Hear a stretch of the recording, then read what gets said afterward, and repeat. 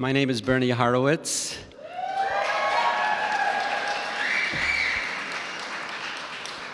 And I'm so delighted to be up here. And before the singing of the Star-Spangled Banner, I would just like to take a moment to recognize and to congratulate and to thank our guests of honor. Gillian, for your incredible leadership over these past years.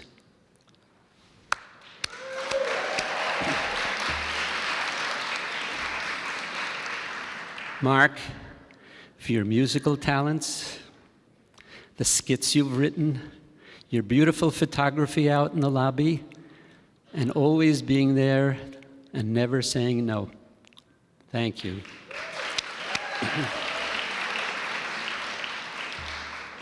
And Nancy. Nancy, I have a special thanks for Nancy, because some years ago,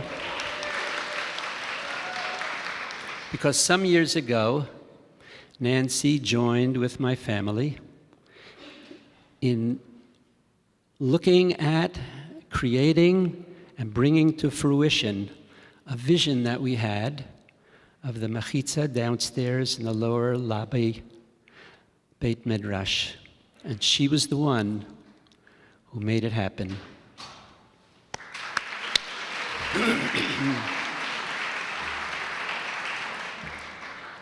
And now I'd like to ask you all to please rise. Oh, say, can you see by the dawn's early light what so proudly we hailed at the twilight's last gleaming, whose broad stripes and bright stars through the perilous fight o'er the ramparts we watched, so gallantly stream, and the rocket's red glare, the bombs bursting in air, gave proof through the night that our flag was still there. Oh, say, does that star-spangled banner yet wave o'er the land of the free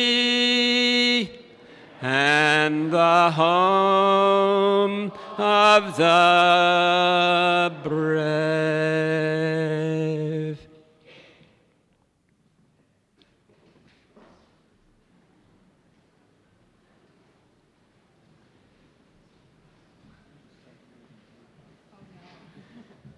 Do you want to? Welcome, everyone. It's great to see you all here. Thank you so much for coming. My name is Emily Winograd, and I will be your host this evening. Now, this is a big shul, as we can see from the turnout tonight, so if you don't quite recognize me in my civilian garb, I've brought along a few of my alter egos to assist. There's CSS Tough Guy.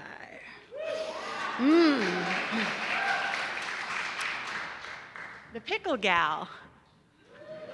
Only a few of you will get that one. And of course, Mom changing a diaper on the shul playground. And if none of those rang a bell, great. Just remember this version. But enough about me. Let's talk about an experience we've all had, trying and failing to play Riverdale Jewish geography. The under 40 version of this game goes a little bit like this. I just played it with someone outside. I meet someone my parents' age or thereabouts who's excited to tell me that their kids also live in Riverdale. Temporarily, of course. So they say, my daughter and her husband, they're a nice young couple like you.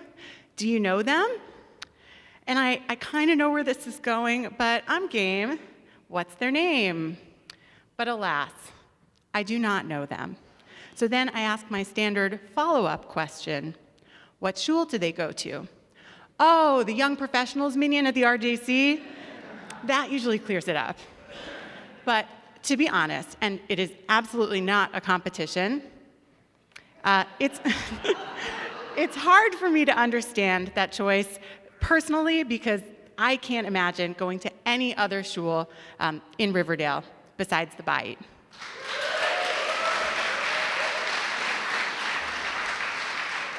So let me tell you why.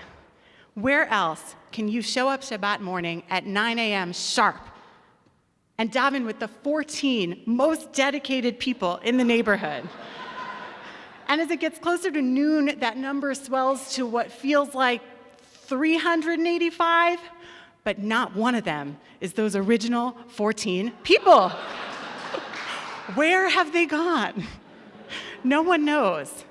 But I did hear that Wave Hill is free on Shabbat morning. What other shul in Riverdale is so kid-friendly? So many sweet, mischievous little faces. And they all come here for one reason. Lollipops. Stickers. Okay, 2 reasons, plus this one. It's not our world-famous Tat Shabbat, or the Olympic soccer field known as our upstairs and downstairs lobby. No, I'm talking about the full bunch of bananas they can grab off the table at Kiddush and run away. Do you know how long a bunch of green Kiddush bananas can feed a 1-year-old? I do. In what other shul can you be in a room full of people singing so passionately with so much kavanah at the top of their lungs, but the only person you can hear is yourself? Thank you, acoustics. And thank God for microphones. But seriously, what shul is always there for you? The first email you see when you wake up in the morning, and the last one before you fall asleep at night.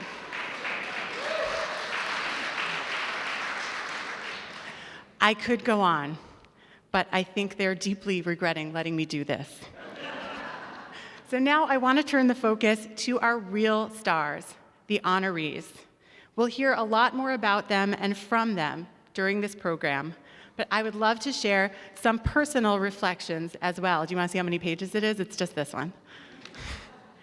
Nancy. Well, I'm biased because Nancy is basically my agent.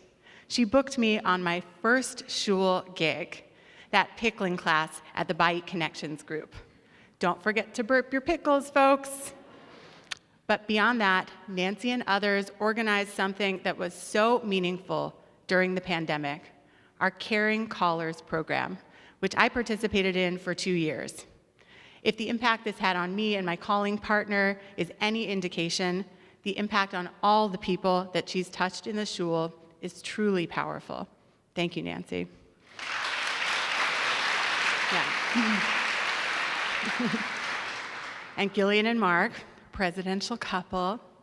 Gillian, you are such a voice of reason and a down-to-earth spirit, and also an intellectual giant in everything you do, from your leadership of the shul to how you school us all in the book club. I still don't think The Sun Also Rises is good, but thanks to you, I understand what it's trying to do. And speaking of great literature, this week we read Parshat Shalach. Groan. It begins with Moshe sending the 12 Miraglim, the spies, to scout out Eretz Yisrael, the land of Israel, and report back. Before this moment, Eretz Yisrael has been described as Eretz Zavat Chalav Udvash, a land flowing with milk and honey. And this is the first opportunity for the people to see that for themselves. As many of us know, 10 of the spies returned with a discouraging report. Sure, the land is flowing with milk and honey, but the people who inhabit it are giants, and their cities are highly fortified. So the bottom line is, it doesn't matter how great the land is, because there's just no way that we can conquer it. The prevailing attitude is of despair and resignation. There are two dissenting opinions in this narrative, Kalev ben Yefuneh and Yehoshua ben Nun. Critically, they do not dispute any of the facts, but their perspective is entirely different. Optimistic, hopeful, even confident. Im chafetz banu Hashem v'hevio otanu el haaretz hazot unetana lanu eretz asher hi zavat chalav udvash. If pleased with us, Hashem will bring us into the land, a land that flows with milk and honey, and give it to us. How did two groups of people who saw and agreed on the same facts come to such different conclusions? Personally, I don't think it's a reflection on their innate character, a set of qualities that can't be changed. I believe that Yehoshua and Kalev made an intentional choice to reject their individual fears and embrace their role as leaders. When the alternative was turning back to Egypt, despair was not an option. So, in my just a bit anachronistic view of leadership, they consciously chose to inspire, uplift, and mobilize B'nai Israel to move forward. In the past few years of unprecedented crisis, from a global pandemic to cutting down the big tree, Gillian and Nancy have practiced this kind of courageous, intentional leadership. They have found opportunity, or at least persevered, when it wasn't easy. Their leadership has helped us get to the other side, and we are so grateful and delighted to be celebrating with them tonight.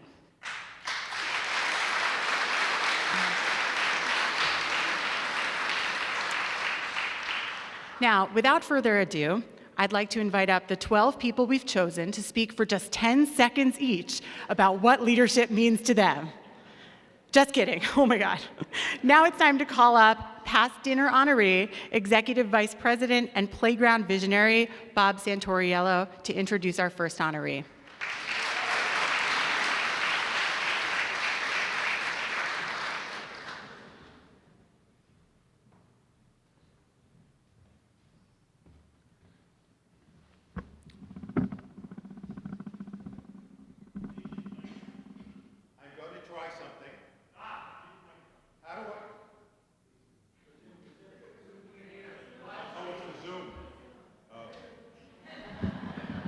The way the mic sounds.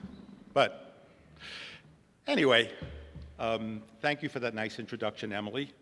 Emily and I met at a CSS training recently, and I understand the sunglasses. I am very honored to have been asked to introduce Nancy Stern Sholem. Please let me know if you can't understand my words. Melanie, you just jump up because it's kind of an echo. Anyway, the story begins in the Louisa May Alcott Orphanage. It was formed about 55 years ago. Has anyone heard of the Louisa May Alcott Orphanage? One person. Okay, that says something. Interestingly, at this orphanage, all of the children had names taken from the novels of Louisa May Alcott. Meticulous records of each child were kept on index cards, including their names, birth dates, health history, background, etc. And this orphanage was known for their excellent care of the children. In fact, this orphanage came out of Nancy's imagination at age 10. Nancy, as the child of a mom who was a Holocaust survivor, integrated either consciously or unconsciously the horrific losses her mother was witness to. So while other 10-year-olds were either playing house or playing teacher, Nancy was taking good care of these imaginary orphans. And this story illustrates two of her extraordinary gifts. The first is as a giver. This was not only influenced by her mom's experiences, but this trait is imprinted in her family genes. Going back to her great-grandparents and probably further, acts and projects of chesed were a family rule. Her ancestors from generation to generation modeled the fundamental responsibility of caring for others, and this resided in Nancy from birth, or certainly from childhood. Her second extraordinary trait is what we will call as a creator, although not to be confused with God. I remember one of our Shabbat meals where Nancy kept pulling beautiful needlework projects out of her bag, like clowns out of a phone booth. Nancy, what have you been doing?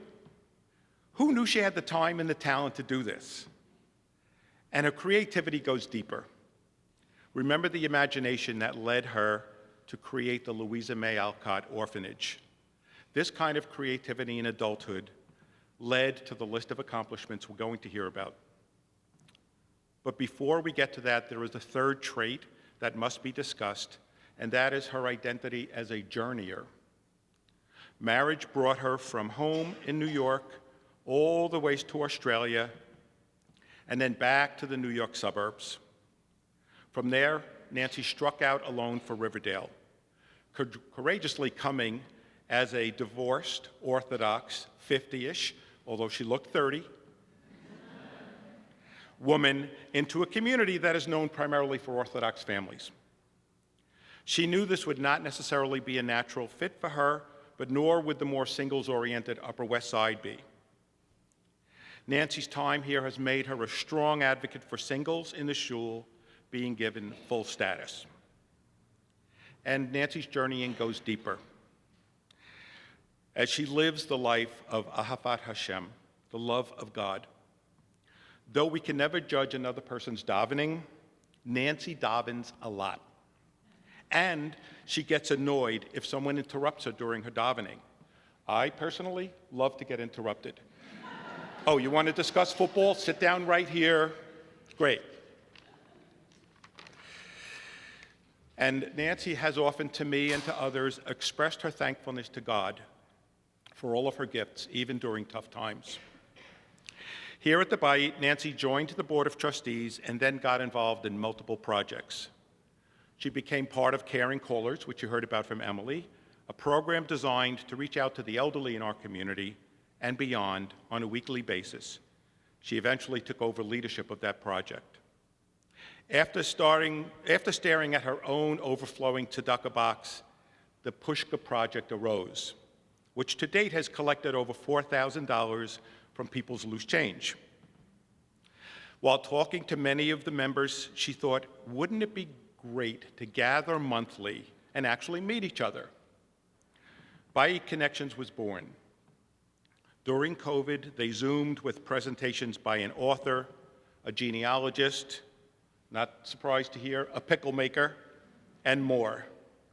And now that we can gather in person, they get together monthly to play mahjong, Scrabble, and knit, and they recently made a visit to the Van Cortlandt Museum. Nancy observed that some people needed more physical assistance and imagined an organization they could turn to. Helping Hands was born. They push wheelchairs to shul, drive people to chemotherapy appointments and other activities. This includes food rescue, where they'll gather, say, leftover food from a kiddush and bring it down the hill to Kingsbridge to the Friendly Fridge. Nancy was a guest speaker at a Parat program organized by David Schwartz about singles in the Orthodox Jewish community. And she's been a guest lecturer on issues related to genealogy and speaking as the child of a Holocaust survivor. And when Nancy's kids were little, she was involved in La Leche League, helping to assist other nursing moms. And now she's training to be an end-of-life doula. I mean, how extraordinary, right? That's our amazing Nancy, journeying closer to herself and to God, imagining and creating, and ultimately giving to those around her. Everybody, please give it up for Nancy Stern Sholem.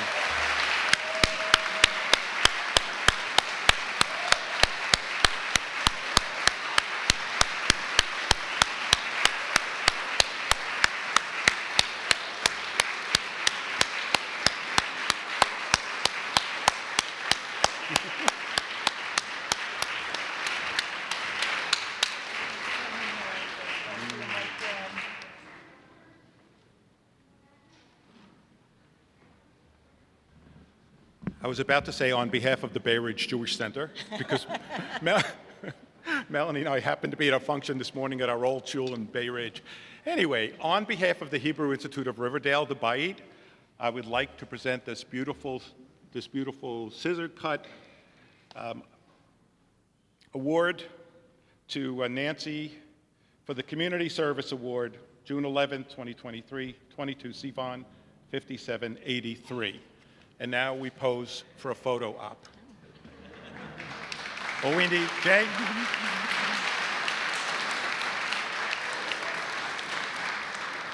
Thank you, Bob. Okay, you're on your own now. Thank you. You know, Rav Stephen, I always thought you would do my Levaya, but now I'm thinking Rabbi Santariello. It has. He's got it nailed. No pun intended. When I first moved here in October 2006, I didn't know a single person in the community. I was so lonely, I thought I would die of it. I promised myself then that if ever I could get a foot in the door, I would try to make sure that no one ever experienced that sense of loneliness, isolation, and alienation that I did when I first came here. Many years ago, many decades ago when I was in high school, I read two things that impacted me greatly. One were the words of Shimshon Raphael Hirsch, that God gives man free will to do good on his own free will. The other is a play by Thornton Wilder called Our Town. If you haven't dipped into Hirsch or read Our Town, please do not stay for the rest of the dinner. You will benefit greatly by going home to read. The two messages, one of consciously doing good freely, and the other to be aware and thankful for each moment of life, resonated with me then and still does now. The Bayit has given me an opportunity to do both. And you also have that same opportunity to embrace chesed and volunteer. Please go to Helping Hands at thebayit.org, and we will be very happy to find a wonderful chesed for you. It can take less than 5 minutes a week or more. Because of Helping Hands, a woman from our shul who had postponed going to the doctor for over 2 years has been able to go to all her medical appointments. Because of Helping Hands, someone in our Bayit was able to get to every one of her chemo treatments without spending a fortune on public transportation, meaning an Uber. Because of Helping Hands, people are pushed to shul. Our neighbors who cannot get here on their own are walked to shul. And people who could not get home from the communal Seder on Pesach were able to be walked home, therefore allowing them to actually attend a Seder. Because of the Pushka Project, thousands of dollars were collected. I know Richard thinks it's 4,000, but like in my mind, it was like 8 or 40,000. Like it just, every time I told the story, it just kept growing. And it seems that collecting Pushka is a very limited mitzvah these days, like nobody has changed. But one woman gave us the Pushka box, and she said it was from her son's bar mitzvah.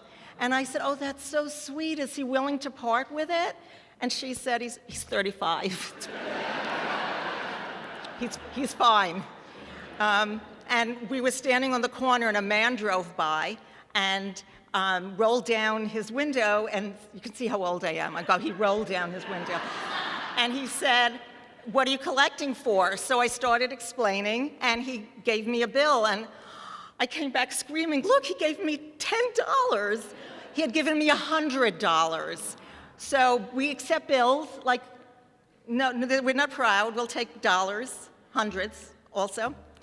Because of caring callers, which I inherited from Shira, people who would otherwise go into Shabbos without a kind word have beautiful wishes given to them every week.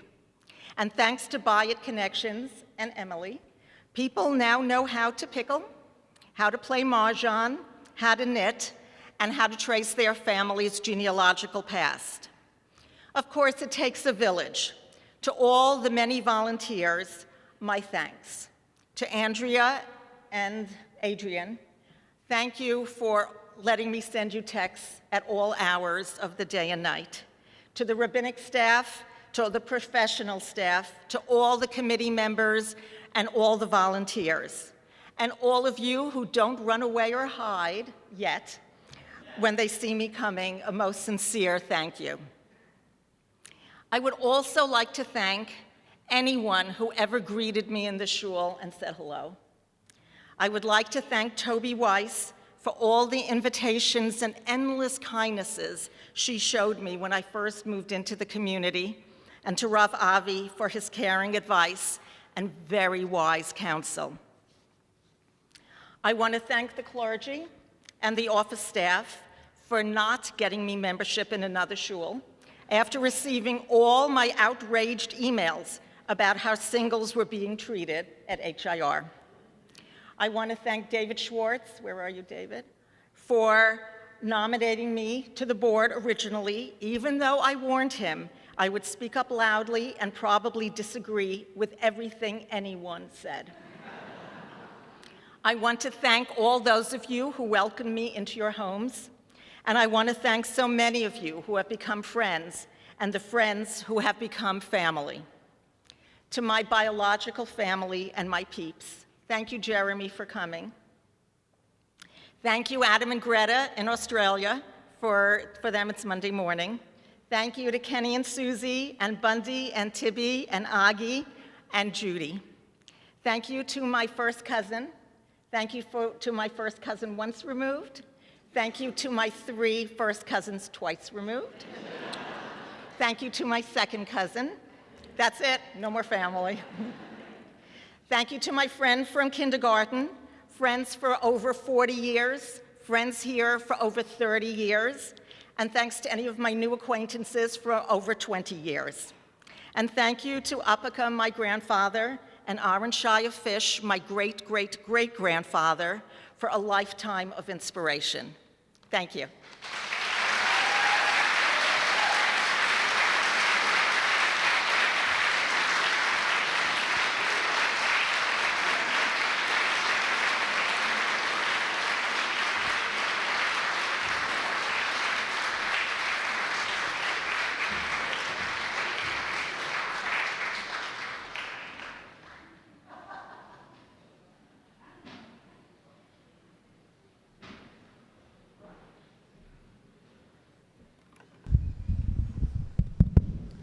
Please sing along. We're delighted to be joined by Shlomo Tanner, a cherished Bayit community member.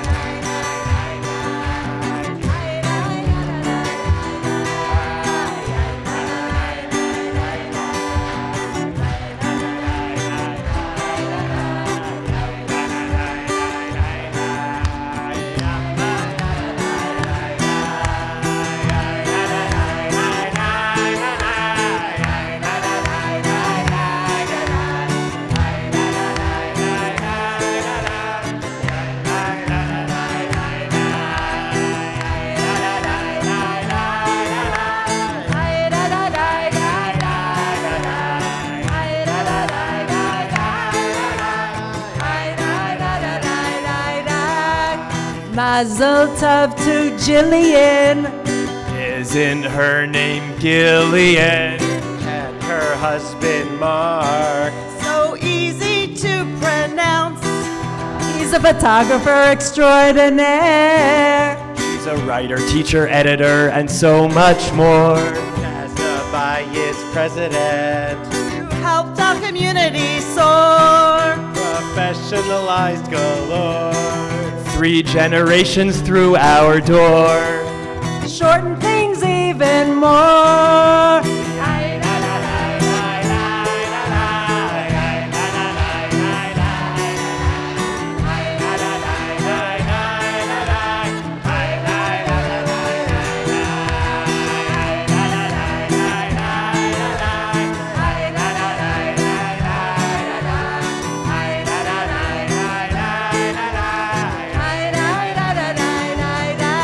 Our wonderful beloved Nancy. Hungarian hostess and chesed machine. Wholehearted singer, davener. And by it, welcoming queen. Helping hands and caring callers. And Baha'id connections too. Care for our community. This holy crazy zoo.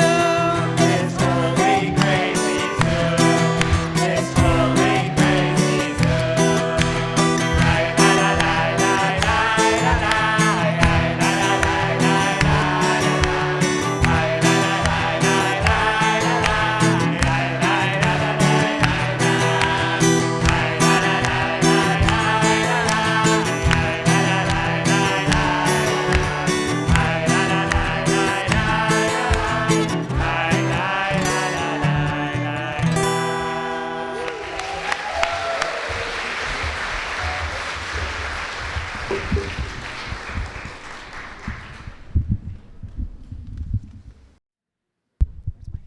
I'm not here in my capacity as MC, but I am told there's a burning smell and that it's fine.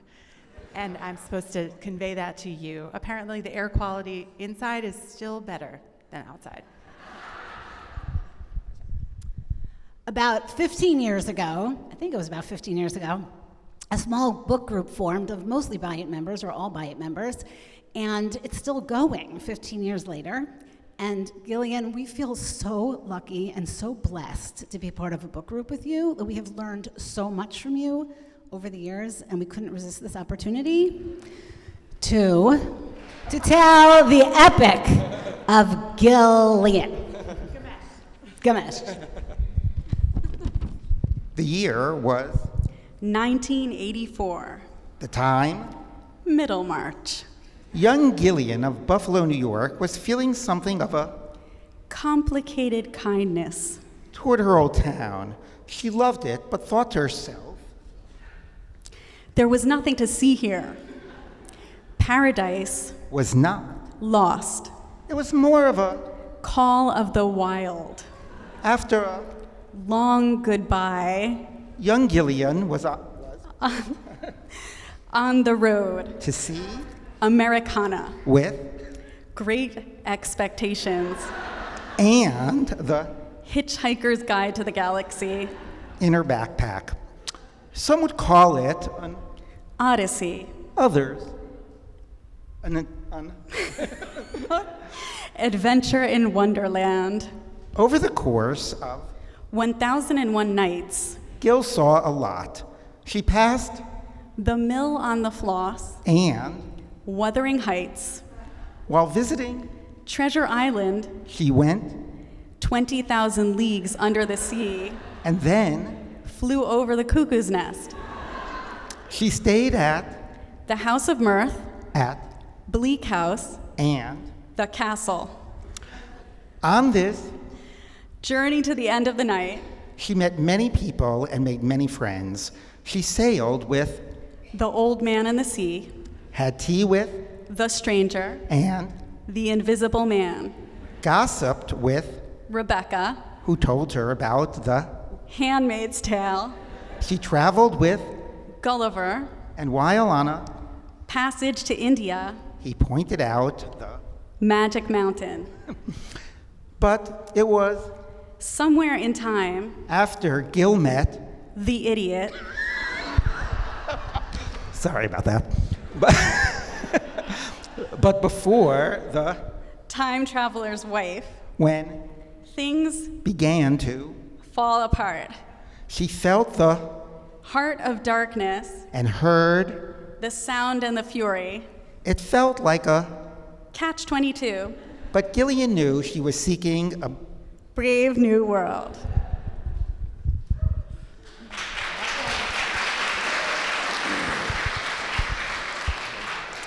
At this point, Gillian had A room with a view. that she had painted, The color purple. she had framed, The portrait of a lady. and hung it up. She met a guy with books about, Crime and punishment. while he was not, To kill a mockingbird. or, The goldfinch. nor to prove that, H is for hawk. but rather just take pictures of them all. He was her, Beloved. as were her two lovely sons. Gillian will always remember this time as an Age of innocence. A Metamorphosis. of sorts. Like dreamers. Gillian was, Homegoing. and she knew she was still seeking a place of, Atonement.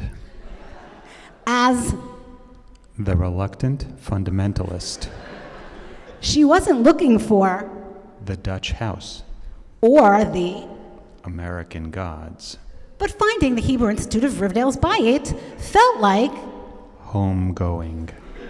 a place to pray when, The sun also rises.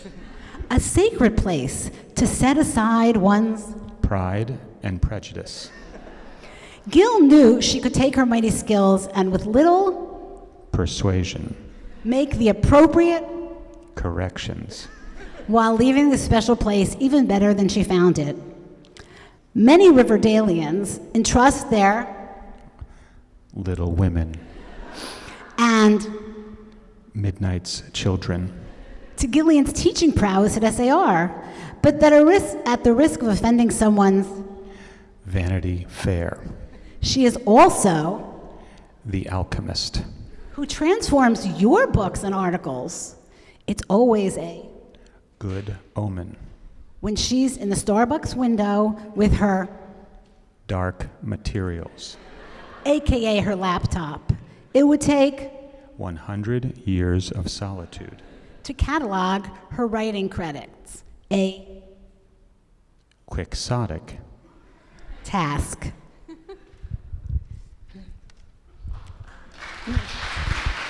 Oh no, I'm part of this. Gillian, here's the. Oh, it's you? Scoop. The overstory Is that we are not ourselves without you.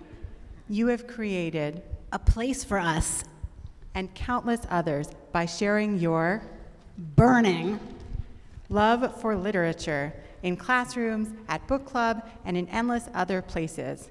It would have been remiss for us to say nothing, and not contribute the simple story, of a person who shares her wonderful teaching talents with such ragged company, like us. Please don't stay. far from the madding crowd, We would miss you too much. You are, the pillars of the earth. or at least the HIR community. Thank you, Gillian, for all the fun times and plot twists. You are magical realism. You have The power.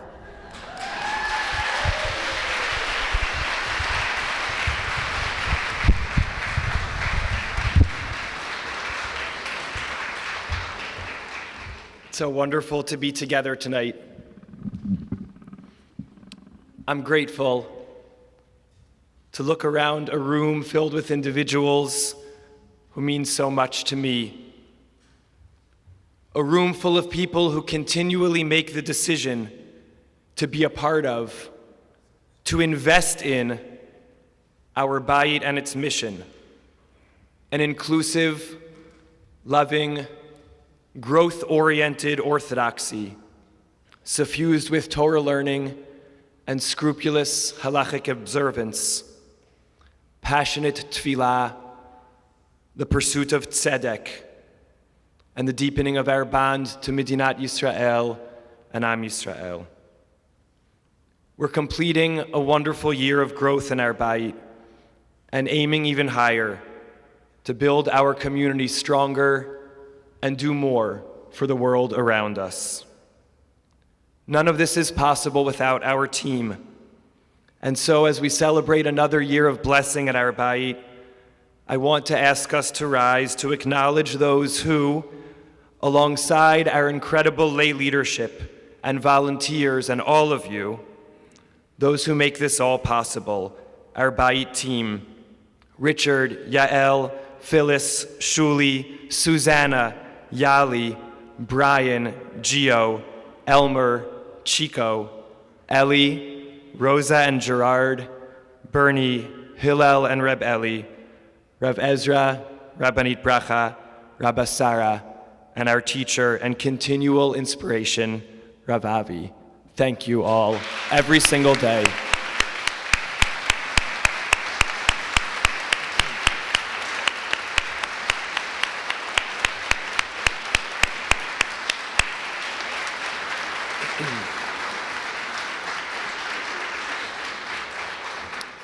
You may be seated.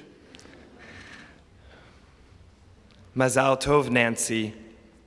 You are a shining light in our Bayit and in our family. So many more community members are seen and embraced here because of you. Thank you for modeling what it means to give ever more of your creativity and free time to our Bayit, to your Bayit. Gillian and Mark. I was looking through some old emails from the beginning of Gillian's presidency 3 years ago. Subject lines include strategic planning meeting, youth department planning, bollards, high holidays and reopening committee. Remember that?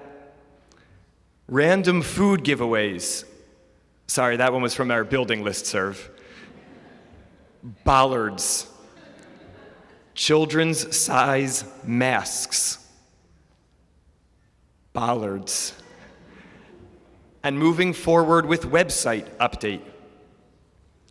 So many of these projects are complete, including the bollards. And then something dawned on me that I think is hard to keep in the front of my mind because of the way in which so many of our brains have tried to let go of so much of the last 2 to 3 years. That Gillian led, Gillian carried, and Gillian guided our Bayit through almost the entire pandemic, 3 of the hardest years we have ever experienced.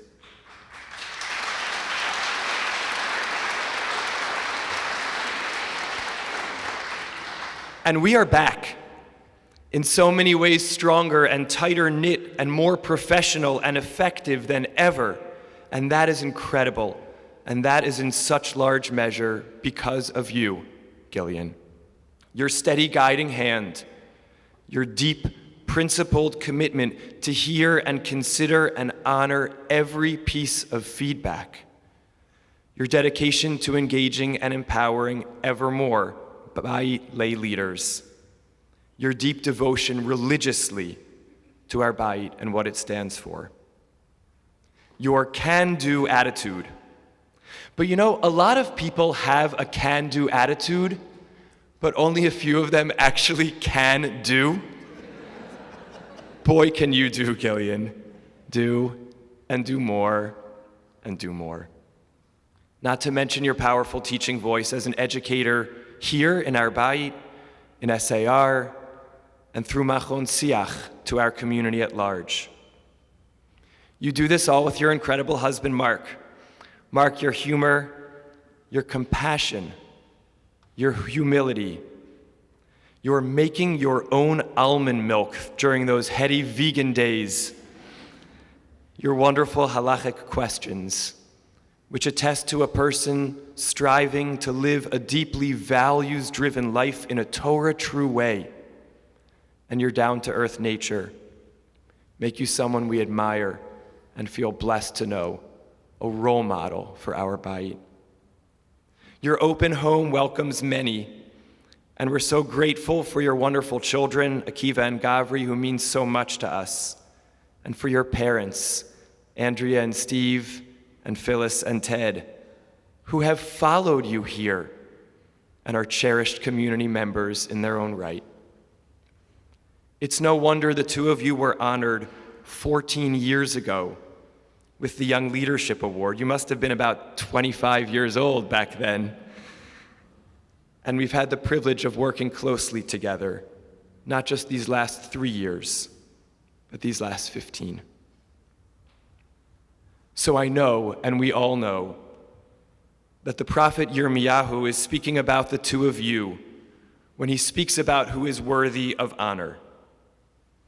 Ko amar Adonai, so said God, Al yitalel chacham b'chochmato.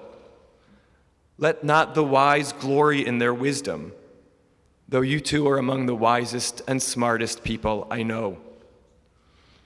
V'al yitalel hagibor b'gvurato. Let not the strong glory in their strength, though your strength of conviction, principle, and drive are incomparable. Al yitalel ashir b'oshro.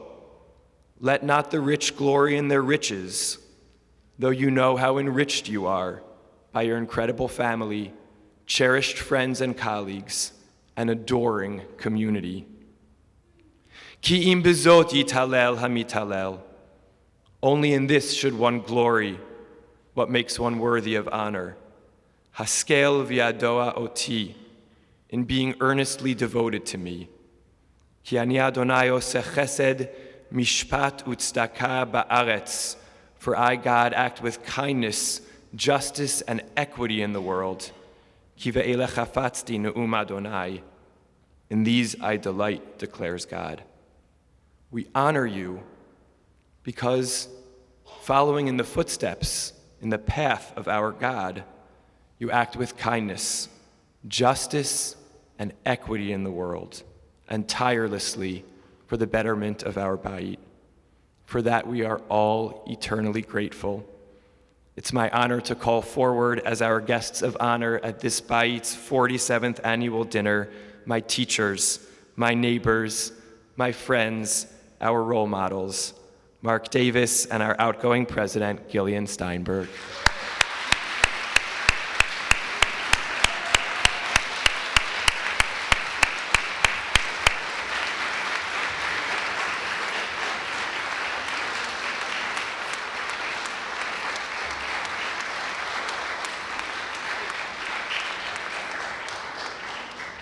The beautiful paper cutting reads a quote from Rabbi Dr. Lord Jonathan Sachs, a truth about you. Leaders must be relentless learners and believe in the people they lead.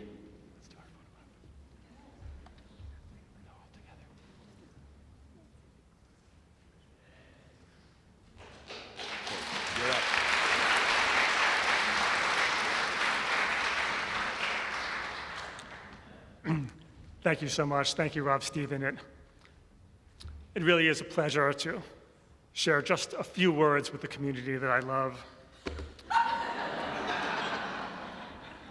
But before I start to introduce the beginning of the first part of my first preliminary remarks, I wanted to first start by saying, number one, we moved to Riverdale 18 years ago for the Bayit at a leap of faith. We didn't know a soul, and we'd never even visited. And so, it is a dream come true to address you now as the guest of honor.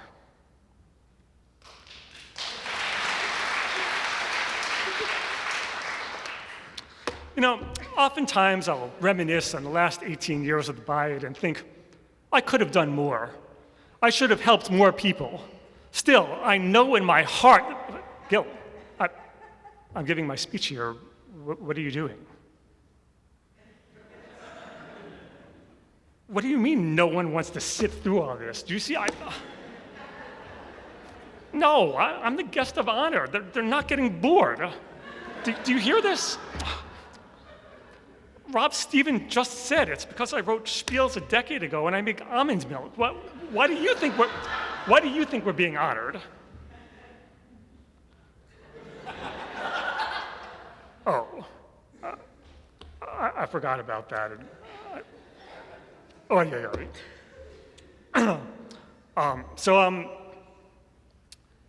What do I do now? Oh, all right. Yeah. Yes. Yes, Gil. I mean, yes, Madam President. I got it.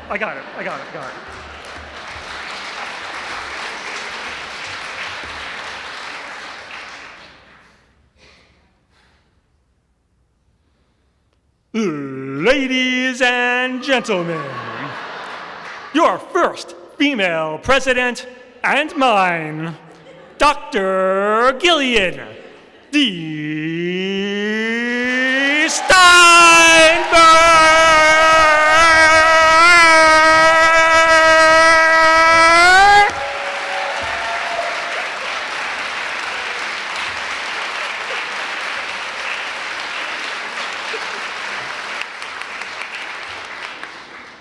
Thank you, Mark. I haven't had an introduction like that since the cage match between me and Hillel at the January board meeting. I'm very proud to be here today and to speak to you as someone who's representing fully 50% of the shul. It's often underrepresented in shul leadership, and I am referring, of course, to being Baal Tshuva.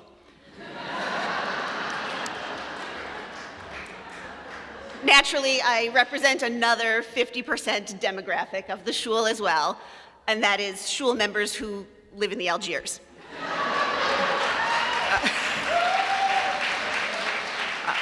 Seriously, look around. Either you live in the Algiers, or you're related to someone who lives in the Algiers, or you're sitting in a row right now with someone who lives in the Algiers. I feel like there's another 50% demographic that I also represent. It's probably not important. If you think of it, you can come tell me on Shabbos. I sit over here. Of course, until recently, I felt very responsible for being in shul every Shabbos morning, as president and everything. But now that my term is ending, you can find me in the lobby.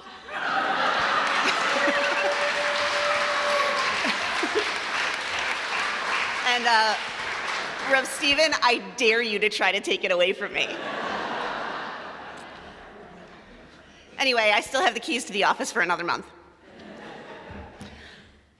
So, as some of you know, I grew up in a very, very small town. It's called Fredonia, New York. And we had a very, very small Jewish community. By the time I was in high school, we had maybe 12 to 15 people at Shabbat services on a Saturday morning. It was really a hard place to grow up being Jewish. There were no teams of people making things happen. And honestly, every single thing I know about leadership, I learned from my parents.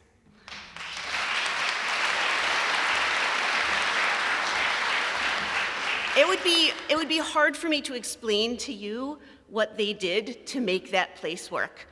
They unlocked the shul and had to lock it up again. They set everything up. They led services. My dad laned and gave every Dvar Torah. If they were away, Shabbos services were canceled because there was no one else who could do it, really. They koshered the kitchen at home for Pesach and koshered the shul kitchen so they could have a communal Seder. They drove 50 miles each way to buy kosher food for people in the community who couldn't do it and delivered it to their houses.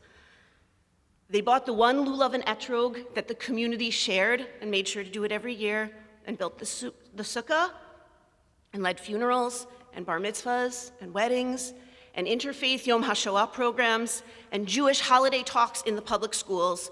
They kept track of the community's yard sites. Think about every single thing that a shul does. My parents did that thing. There was no one else to do it.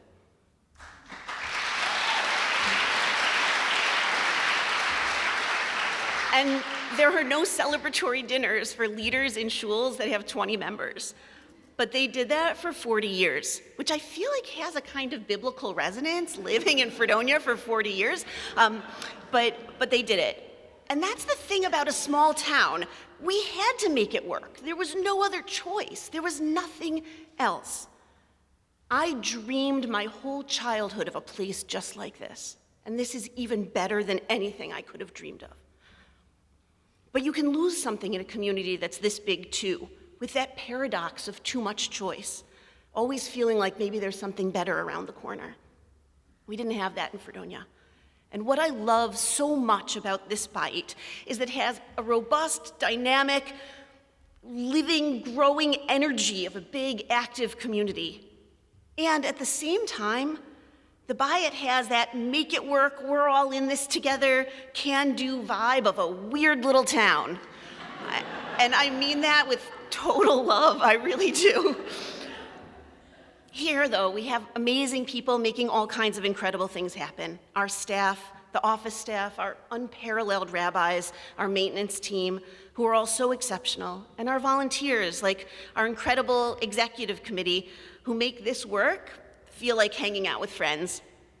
And so many others, like Randy and Schiffer and James, who made this dinner happen, and my in-laws, Andrea and Steve, who just got here and are already so involved, and my brother-in-law, Howie, who runs the CSS, and Nancy, who saw a need and didn't say, someone should do something. She did something, with whom we're honored to share this evening. It's really hard to be a big shul where everyone still feels like they have a central place, but the Bayit does it. Of course, this shul has achieved a lot of improbable things. We're equally committed to orthodoxy and to openness. We're traditional, devoted to the Jewish past, and forward-thinking, devoted to the Jewish future. We're dedicated to the Jewish people and to Israel and to all of humanity. We have a beautiful, grand building in which we try to meet the humblest needs. We're known around the world, but also Hamish, down to earth and unassuming. We are seen and judged in many places as too radical in our openness and our acceptance of others. But we have shaped and will proudly continue to shape the rest of the Orthodox world with our vision, even if they don't want to admit that we're the ones who pushed them to do better and to be better.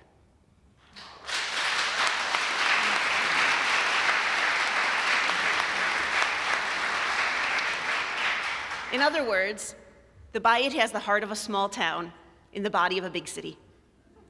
I could not be prouder to have taken what my parents taught me through their tireless efforts and brought a tiny piece of that here to New York, where I didn't have to do any of it alone. I could do it with all of you.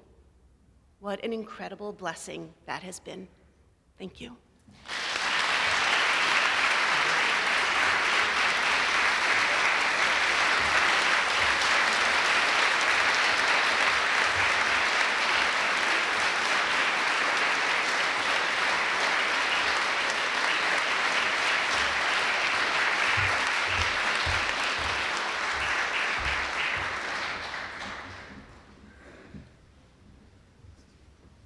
Thank you, Gillian, for those beautiful words, and Mark for that phenomenal introduction. Just a few quick announcements before we close. Everyone is invited downstairs for dinner and music. There will be seating. The buffet and the bar are in the social hall, and there is seating in the social hall as well as the backyard. Mincha and Mariv will be at 8:15 in the lower level Beit Midrash, and the dessert buffet opens in the lower level lobby at 8:30. Don't forget to take a warm cookie and an Al Netilat Yadayim towel as your gift as you head out through the main lobby after dessert. Rev Stephen thanked all the Bayit staff and clergy. I would like to thank everyone who made this year's dinner happen. Dinner chairs, Schiffer Landown and Randy Carey.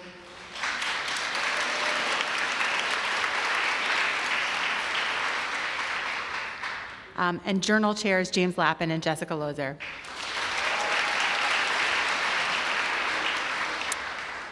And now I invite you to please rise, and I'll bring up Bernie to lead us in Hatikvah. Pardon?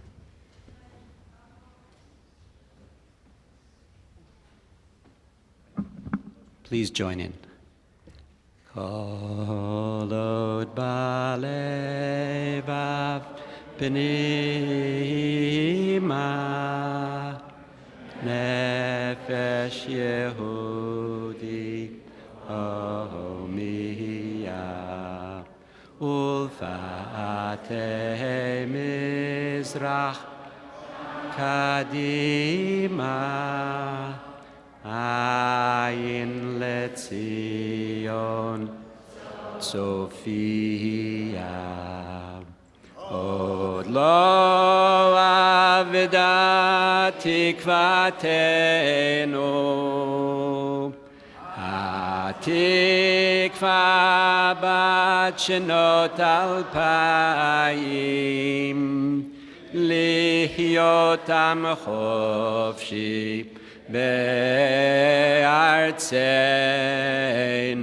eretz Zion Yerushalayim lihyot am chofshi be'artzenu